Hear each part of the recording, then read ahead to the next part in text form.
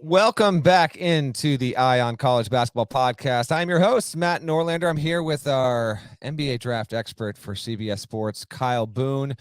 We are going back to what we've done in recent years. We are going to give you portion controlled, if you will, episodes on some of the biggest and best draft prospects leading up to the NBA draft. Guess what? We're like a little more than a month and a half away, basically a month and a half away from the NBA draft going down. So we're going to give you these with regularity leading up to the draft. Most weeks we'll have one episode. We might squeeze in a pair depending on just how many of these we do. The NBA did release its combine list, almost 80 names deep. That came out on Tuesday. One name not on that list because he is still playing overseas is who we are going to talk about right now. You already know who that is because, one, you are watching on YouTube. And if you are, thank you so much. You see the title. We are going to talk about French wonderkind Victor Wembanyama.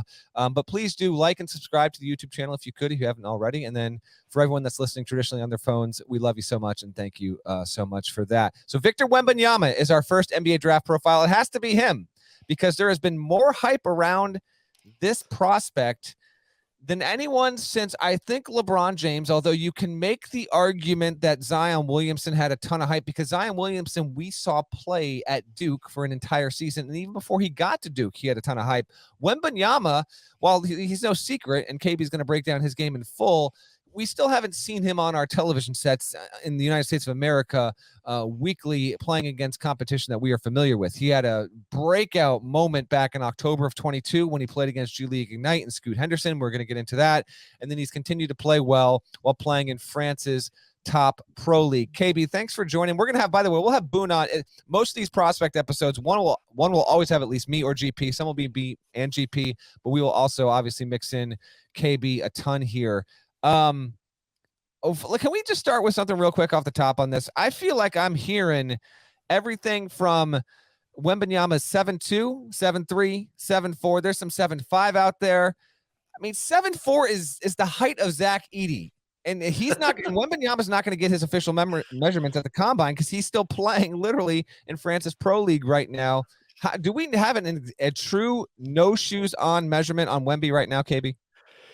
Yeah, he's growing like a centimeter every week, it feels like. Every time we check in, it's like, oh my gosh, this guy's actually taller than we thought. You go to Google and it says he's 7'2". My handy dandy eye test says he's like maybe 7'2.5". Wembanyama himself earlier this season said he is 7'3", but that is a barefoot measurement because they only measure bare feet in France. There is a photo. As it should. Okay, two things here. I'm cutting you off already, KB. Go ahead. One, if you're watching on YouTube, you can see a photo from international play. This is a couple years back. Now, Edey might have grown since this photo as well. In this picture, Edey and Wembanyama look the same height. I'm giving Wembanyama looks taller, but he's got that dazzling hair on top. So if Edey's even 7'3", Wemby's at least 7'3". Now they're in shoes, but when we measure height, we're going no shoes. Okay, can we establish this once and for all? How tall you are is how tall God made you.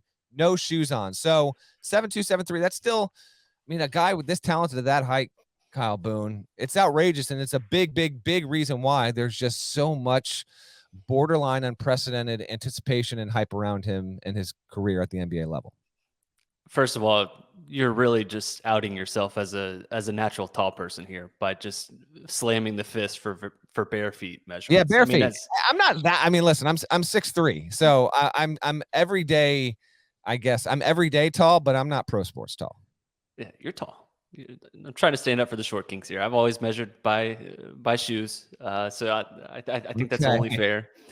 Yeah, the photo here that we have on the stream is absolutely hilarious. That's from summer 2021.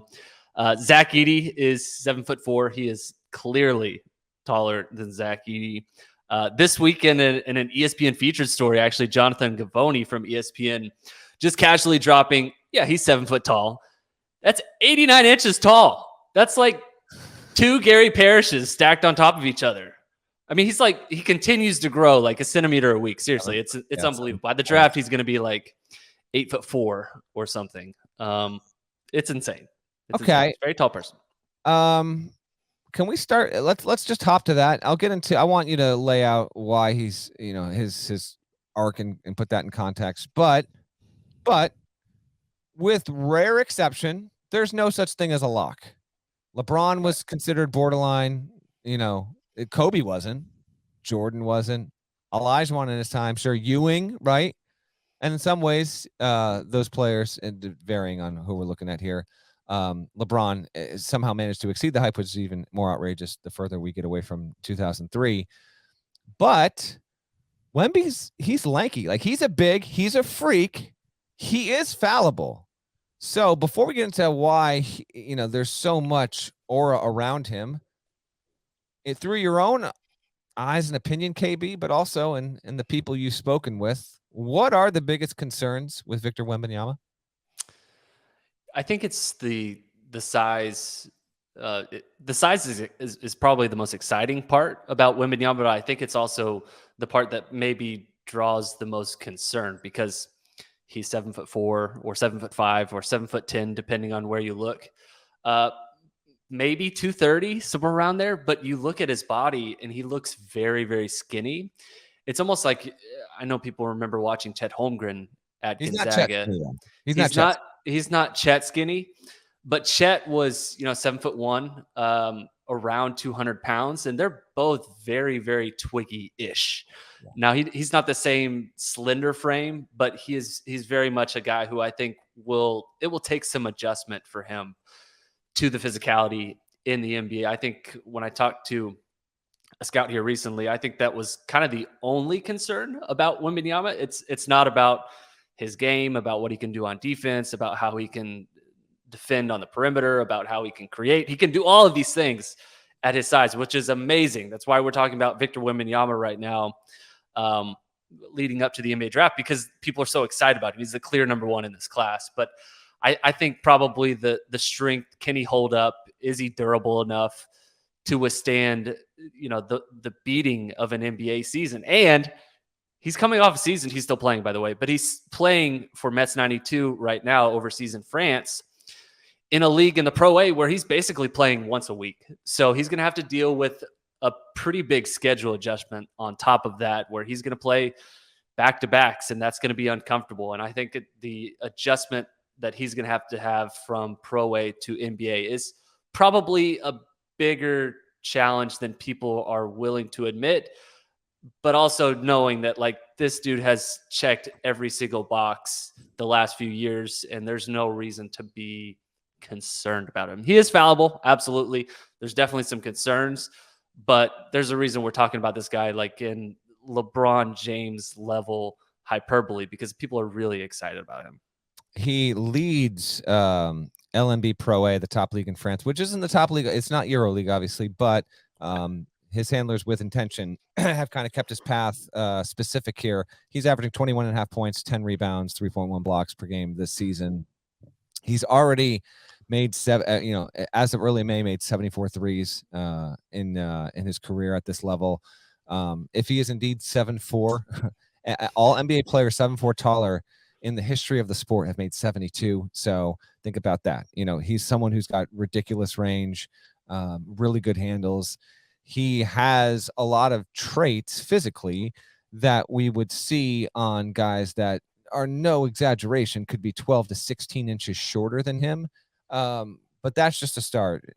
Kyle Boone, lay out why, give more context in terms of why Wembanyama, because a lot of people listening to this podcast have probably seen him, heard him. I don't know how many people checking in on our draft content have been living the Wemby experience weekly, if not even more intensely than that, for the past year or two. What else is it about him that has the NBA and, all the people surrounding that league and in basketball circles so enamored with him? Aside from he's super tall, he's got a 3-point shot, he's got a good handle, what are the other facets and abilities that he possesses, and the rarity of those that has him being on the short list of the most anticipated number one picks we've seen in the history of the NBA draft? Yeah, I actually posed this. I talked to a scout here earlier this month, and I posed this same question to him. And when you watch him play, the size, the skill, the combo of his movement, like, he's 7'4", 5", whatever. is most exciting because the way that he moves, the skill that he has at his size is just like, it's unicorn. It's like an alien. That's what LeBron James called it. He's like an alien. This guy we've never really seen anything like this. The scout told me basically like kind of went into the nitty gritty because I tried to compare him to Chet Holmgren, and it's like, no, man, like the details of his game and his body are really what stands out. He talked about like how he moved his hips, how he twists, how he turns, how he uses angles, the IQ that he's able to use to set up defenders when he's taking people off the dribble.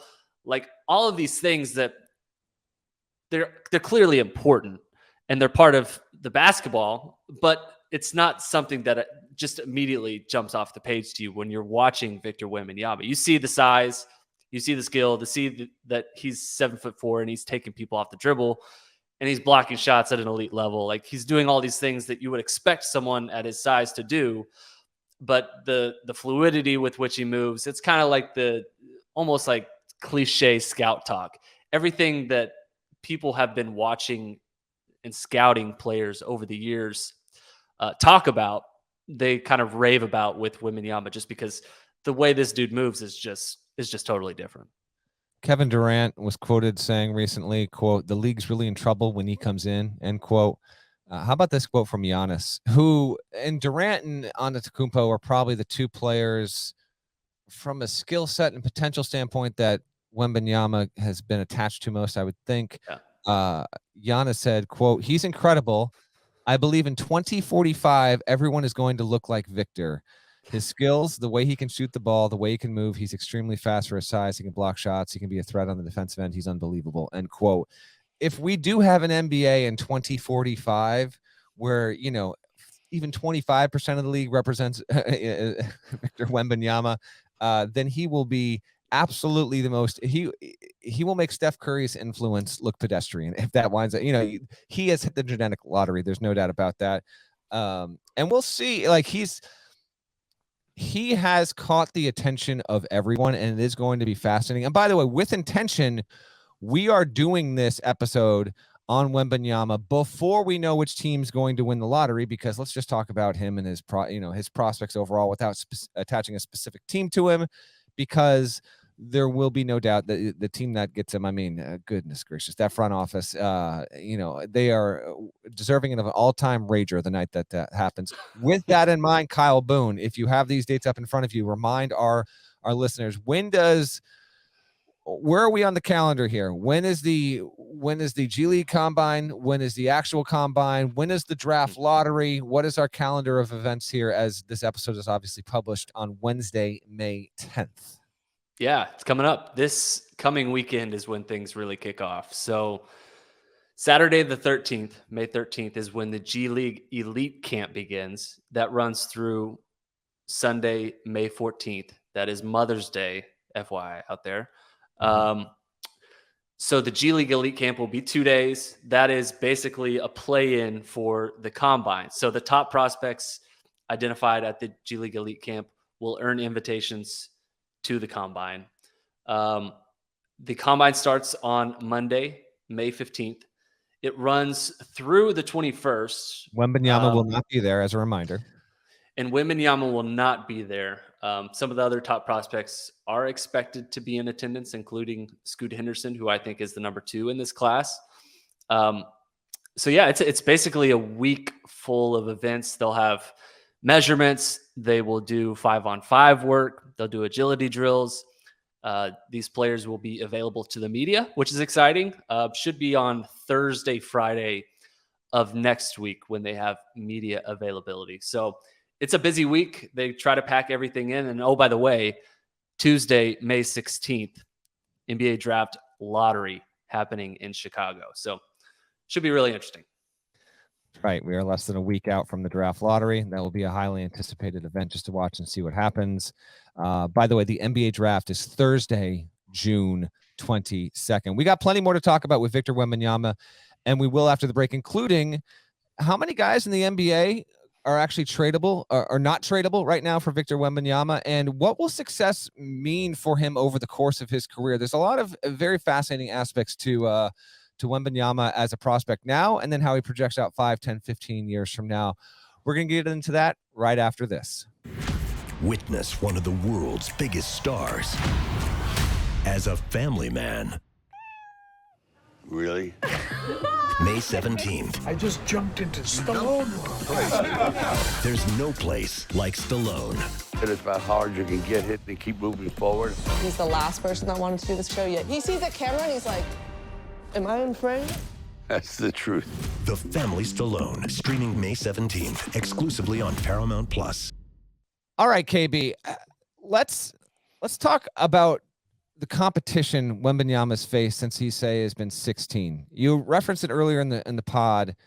Can you give me a little bit, and the listeners a little bit more of your perspective on that? You know, he's been amazing. We've seen him, and even people that have been evaluating him for 3-4 years now, they project him to be, you know, a future Hall of Famer if everything goes right and he avoids injury. But for the team that wins the lottery and drafts him first in June, when he is playing in November, December, and January, how big of a leap? Like, do you expect him to hit some sort of wall as a rookie? How good has this competition that he's gone up against been? Yeah, I do expect that he will probably have some struggles. As I mentioned earlier, he's basically only playing once a week in the Pro A right now with Mets 92. So the 82-game schedule of the NBA, I think, will be an adjustment. That being said, the competition he's faced is really good. He actually made his pro debut at 15 years old, wild enough, with Nanterre, where he's originally from. He was the second youngest player to appear in the Euro Cup. Now in 2020, 2021, he played in the Pro A, which is where he's playing now. It's the top professional league in France. Kind of a rotation player, always flashed. He's always been just like crazy tall with all these different physical tools, which is really impressive. Played in the Pro A last year with Asvel. Was injured for most of last season, which was pretty unfortunate, but has clearly been, the last few years, an obvious top pick candidate. And then this season, obviously, has completely taken off, leading the Pro A in scoring, rebounding, block shots. He's going to be the MVP of that league. He was the All-Star Game MVP. He's been very, very productive and had a couple of exhibition games earlier this season against G League Ignite and Scoot Henderson, of course, and scored 73 combined points in 2 games in Las Vegas and set the world on fire. So the competition that he's faced is pretty good. It's hard to comp it to like what he would face in college basketball, but he's playing professionally and has been doing so for 4 years now, and he's doing it right now at probably the highest level in his league. So there's going to be a challenge, I think, for him, obviously, going from playing once or twice a week to playing multiple games during the week during the NBA schedule. But I think he'll handle it just fine, just like he's handled the last few years. When he gets picked number 1, he'll become the second European-born player to go number 1 overall in the NBA draft. Trivia time. The other is... Okay. Number 1 overall? Number 1 overall. Only one other European-born player has ever gone number 1 overall. It happened in the aughts. Player was from Italy. From Italy. Famously or infamously remembered as something of a bust, obviously. It's not Darko Milicic. It's not. He was not 1. He was 2, right? Yeah. He was 2. Andrea Bargnani to the Raptors in 06. There it is. Yep. Andrea Bargnani. By the way, the teams with the best percentage to win the number 1 overall pick, 14% apiece for the Rockets, Pistons, and Spurs. Not as Hornets are at 12.5%. If they actually win this, I fear we might not have him available to produce a podcast for a minimum of 6 weeks. Trailblazers are in 5th at 10.5%. All of the teams behind are in the single digits. We will wait and see on that. How about this? Right now, if you give any team in the NBA, the option, you get Wemby. Okay, you get Wemby, but you got to give away your best player. Who's not tradable? Giannis is one of them, I think.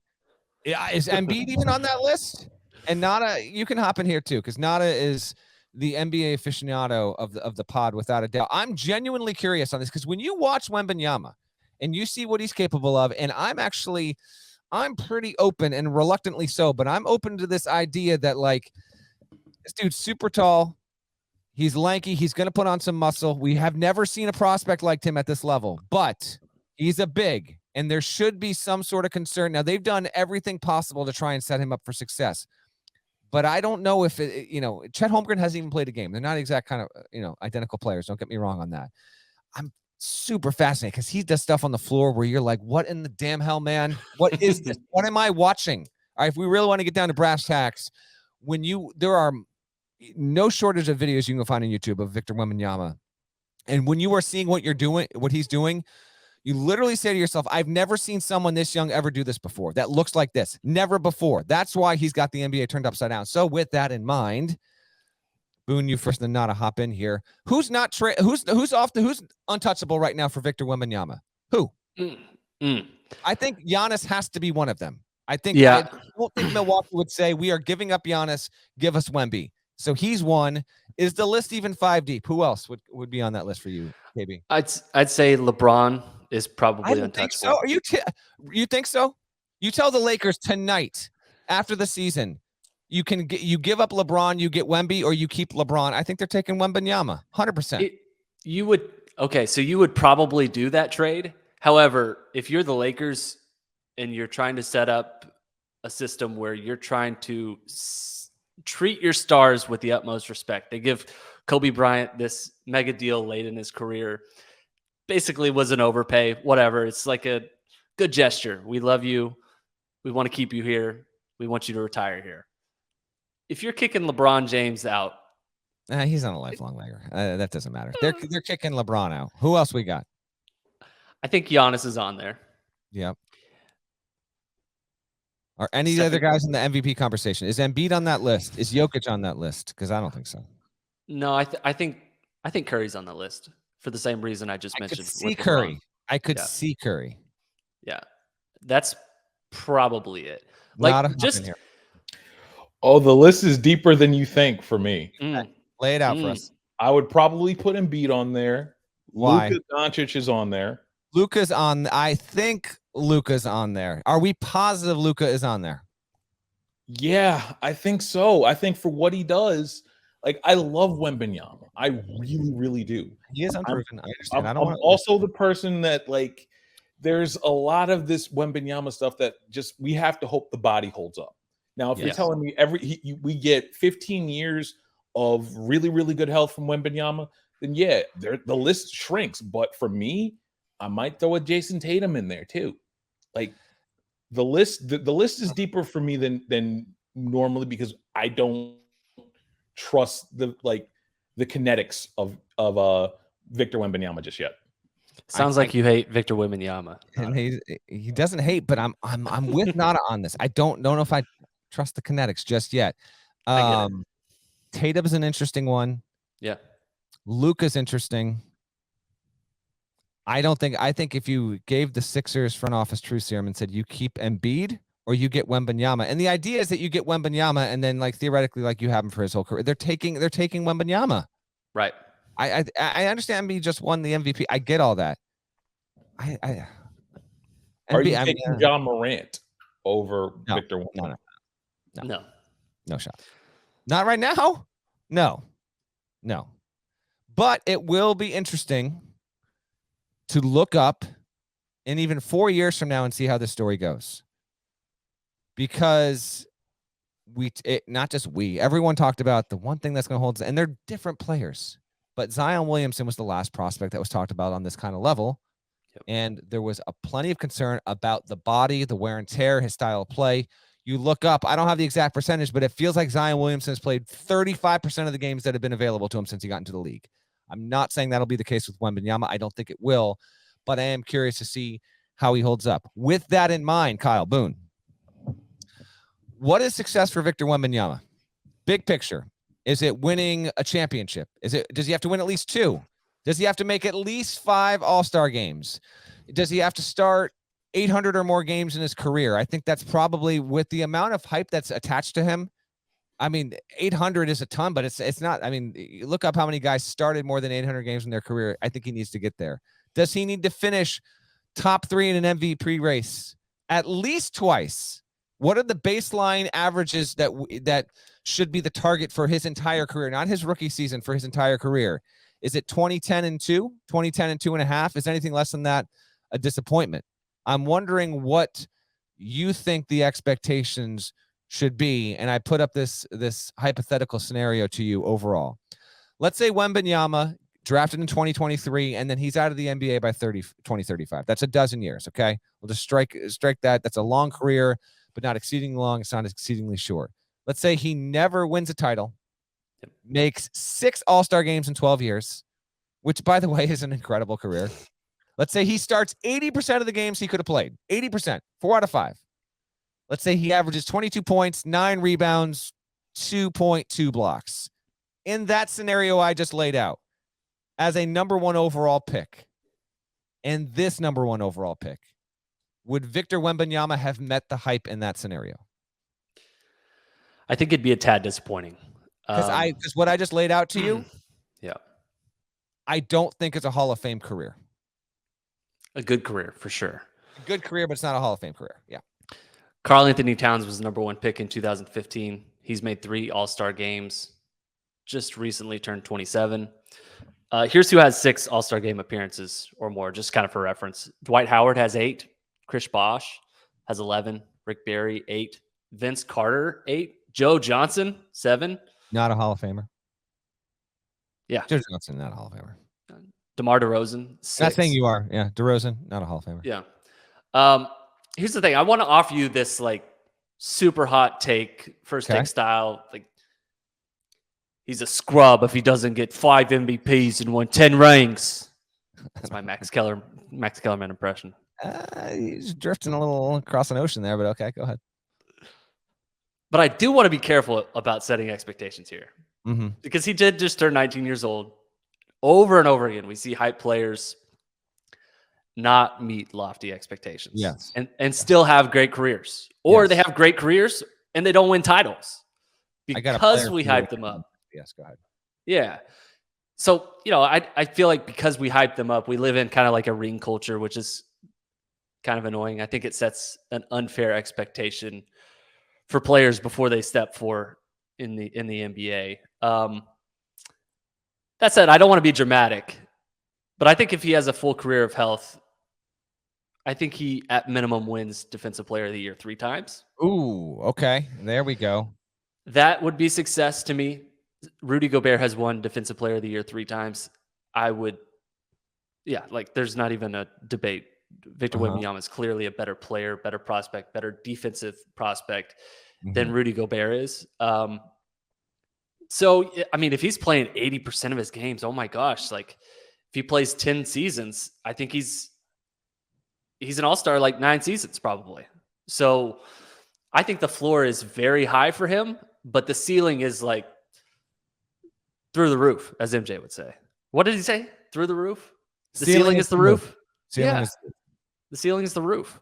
And that's how I feel about Wembanyama. Like, there's a very high floor. He's going to be a good NBA player so long as he is healthy, but his ceiling outcome is so LOL level high that is where the excitement comes from, and that's where the expectations come from. And fair or not, I think it's fair to acknowledge them, but I don't want to be a part of like if this dude doesn't win 5 MVPs by 28 years old, like total bust. I don't have like any crazy hot takes about that. When we talk ceiling, let's just put it out here. When we talk ceiling, and when you talk to NBA evaluators, and when they look at him and they say, if this guy hits to the maximum of his potential, dodges injury, becomes the ultimate space the floor big, is a top 3 defender in the league, one of the best scorers in the league, great distributor, great handles, everything hits, and it's a long career, then you're talking about one of the 10 best players in the history of the NBA. That's what we are talking about with Victor Wembanyama. There is such a long road to get to that point, but it is something on the table. And on some level, it is what is attached to him as such a highly rated prospect. With that in mind, piece of data for you. Mm. I think Wemby's like probably 7'4" in shoes. All right. Most games played by guys 7'4" taller in history of the NBA. I said, these are games played, not started. Mark Eaton has the most, 875. Loved Mark Eaton. Rest in peace. Rick Smits, 867. Sean Bradley, rest in peace, 832. Wow. Manute Bol, 624. Yao Ming, 48. Yao Ming played 486 games. Man. Ralph Sampson, 456. And then Boban Marjanovic is at 317. So when you get to that level height, now it was a different NBA with all of those guys, lasting an exceedingly long time at that height. And the NBA is still extremely physical. It's just something to keep in mind. But Gavoni's done some really good work. Jeremy Wu wrote a really good story. Both those guys do a great job covering the draft in addition to our own KB. You see how responsibly, but not, sycophantically, if that's not even a word, that they've kind of, his people have helped him on this road. A player that I would toss out to you that would be like, if he reaches this level, all right, how about this? Plays 1,076 career games, averages 19.1 points, 8.1 rebounds, 2 assists, shoots 49.3% from the field, is a starting level player, 997 out of 1,076 game starts. All right. Take a guess on what NBA big I'm referring to here. Played in this century. I don't know if he's one of no, not Porzingis. Okay. But he's a big. He's no doubt about it. He's a power forward or a center, depending on how you want to look at him. Christian Wood. No. This guy might be at the top of the hall of very, very good. LaMarcus Aldridge. Oh, okay. Yeah. If Victor has a LaMarcus Aldridge career, I don't think that's a failure on the end of it. But for some, it might be viewed as that. But LaMarcus Aldridge was a really, really good player for a really long time. Like super consistent, averaged double figure scoring every year except his rookie season when he averaged 9 a game, and consistently averaged north of 20 for, a 9 out of a 10-year stretch there. So and they're different players, but just in terms of being a big, having an impact, we'll see. Aldridge started his career at Portland, and then he had some impact there with the Spurs. Made the All-Star game seven times in his career. We'll wait and see on that. This is by far going to be our longest prospect episode. We're going more than 30 minutes. Closing thoughts, impressions. What else do people need to know? Should they know about Wembanyama before he becomes, as we will expect him to be, KB, one of the 7 to 10 most talked about NBA players going forward, barring, again, knock on wood, we don't want this to happen, barring an injury which would take him out of the news cycle. Yeah, there's a ton of really good information articles out there that you could read on Wembanyama, so I won't just regurgitate what has already been written, but there's an ESPN article out there. Believe it was from Brian Windhorst and Jonathan Gavoni, and it talked a little bit about the ins and outs of how he's preparing for the NBA draft. And to me, I thought that was kind of the most illuminating article that I read so far during his kind of like pre-draft process. They talked about like his team and how they prioritize sleep. His agent wants him to get 11 hours of sleep per night, which sounds absolutely heavenly. That's a dream. Yeah. Talk about someone who does not have kids. Right. They record his sleep patterns daily, which I think is really interesting. They prioritize naps in the afternoon, in between training, in between games. So that all I think was kind of like behind the scenes. How he's preparing, I think, is really interesting, because when you're an international star, the way that Victor Wembanyama is right now, I think you could easily overlook some of the granular things as you prepare for the NBA draft. He's doing like big toe workouts. I was on the call today for the NBA's live stream of his game today against Nanterre. And before the game, he's like on the sideline, barefoot, bear crawling across the baseline. And it's just like, this dude is so nimble at 7'4". It's just like hilarious to watch, but he's like crawling on basically like his fingertips and his toes. And that's just like, he does these like out of the box weird preparation things. Like he studied Pistol Pete when he was little. Like he's kind of like a 7'4" guard. Like he's trapped in a center's body and he can do a ton of center things, but just so much about him is super fascinating that I just am enamored with him. He has size 21 shoes. Yeah, just one of the most rare, like, I know you hate when people use the word unique because it truly means like one. Well, he is unique though. He not is most unique. That's not. That's Yeah. that's a false. That's a false. That's erroneous. He's just unique, Yes. and he is unique. Yes. There you go. So yeah, there's a ton of articles out there that you can read. ESPN did a feature story on YouTube that published earlier this week that I thought was pretty interesting, like a 10-minute feature. So we'll check that out. So yeah, I'm excited. I'm excited to see. This has been a really fun pre-draft process for Wembanyama. There's a lot of hype, and I think rightfully so. I'm really excited to see where he's going to land. Yeah, the hype sucks up all of the lack of suspense and drama because there is none. And I like drafts when we don't really know. Like last year was an example of that. We didn't know Paolo Banchero wasn't the number one pick until, it didn't become known until literally minutes before. Wembanyama has been the presumed number one pick well over a year, really for about 2 years at this point. Kyle Boone has done a great job documenting that for us at CBS Sports, and continue to read Boone's NBA draft coverage at cbssports.com on your CBS Sports app. Our lead foremost NBA draft expert for us at CBS Sports. KB, thanks for joining. We'll have you back on another prospect episode soon. We appreciate everyone for watching and tuning in. We will have one on Scoot Henderson coming up soon here. He is the likely number 2 pick in this year's draft. Also did not go to college. We will have no shortage of some resets and recaps and, profiles of a number of college players. Because once you get outside those two, and, we'll get to the Thompson twins as well, but in the top 15 overall, it should be 10, 11 college guys that are getting drafted there. So we'll cover a bunch of them. Draft lottery, less than a week away. Thanks for watching. We'll talk to you again real soon on the channel. Thank you so much.